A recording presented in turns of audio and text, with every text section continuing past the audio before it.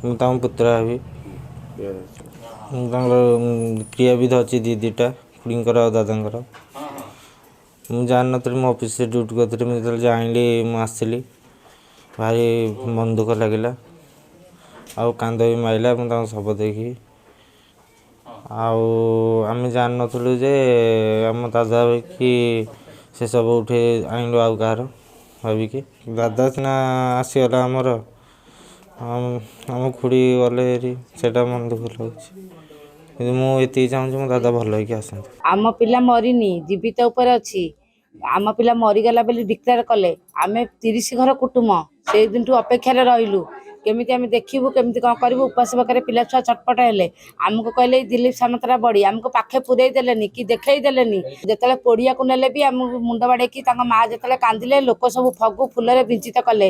ଦାଣ୍ଡ ଜାଗା ହେଲାନି, ଆମେ ଦେଖିବାକୁ ଆଉ ଚାନ୍ସ ଦେଲେନି। ଡାକ୍ତରମାନଙ୍କ ଯୋଗୁଁ, ମେଡ଼ିକାଲ ଯୋଗୁଁ, ଆଜି ମିଛ ସ୍ୱୀକାର ଯୋଗୁଁ ଆଜି ଭୁଲ କରି ବସିଛୁ। ବୋହୁ ପରିବାର, ସିଏ ଆମର ବୋହୁ ନଥିଲେ, ଝିଅ ଥିଲା।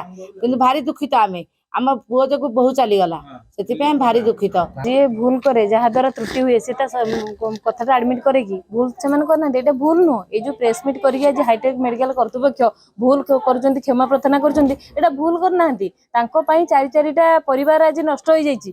ଏ କ୍ଷମା ପ୍ରାର୍ଥନାର କଥା ନୁହେଁ, ଏ ପାପ କରିଛନ୍ତି। ଗୋଟେ ଅଲଗା ଲୋକର ଶବକୁ ଆଣିକିରି ଗୋଟେ ଛୋଟ ପିଲାଟି ଦାହ କରିଛି, ଏଇଟା ଭୁଲ କହିଲେ କେମିତି ହବ? ଏଇଟା ମେଡିକାଲ କର୍ତ୍ତୃପକ୍ଷ ପାପ କରିଛନ୍ତି। ଆର କ୍ଷୟକ୍ଷତି ଭରଣା ସେ କରିପାରିବେନି? ଗୋଟେ ସ୍ତ୍ରୀ ଲୋକ ସେଠି କାନ୍ଦୁଛି, ତା ସ୍ୱାମୀର ଶବ ଆଣିକି ଅଲଗା ଲୋକ ପୋଡ଼ି ଦେଇଛି। ଆଉ ଜଣେ ଏଠି ଦିଲ୍ଲୀପ ସାମନ୍ତରା ନିଜେ ବଞ୍ଚିଛି କହୁଛି। ଆଜିକି 7 ଦିନ ହେଲା ଚାଲିଗଲେ ବୋଲି ଆମେ ଖବର ପାଇଲୁ, ଆଣିକି ଅନ୍ୟ ଲୋକକୁ ସତ୍କାର କଲୁ।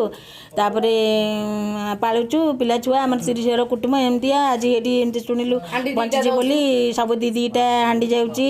ତାପରେ କ୍ରିୟାକର୍ମ ସବୁ ହେଉଛି, ବାରିଆଡ଼େ ବି ଖାଇବାକୁ ଦିଆହେଉଛି। ସକାଳୁ ପାଣି ଦାନ୍ତ କାଟି ଖାଇବା ପିଇବା ଯାହା ଯେମିତି ପାଳିବା କଥା ସବୁ ଆମେ ରୀତି ଅନୁସାରେ ପାଳନ କରୁଛୁ।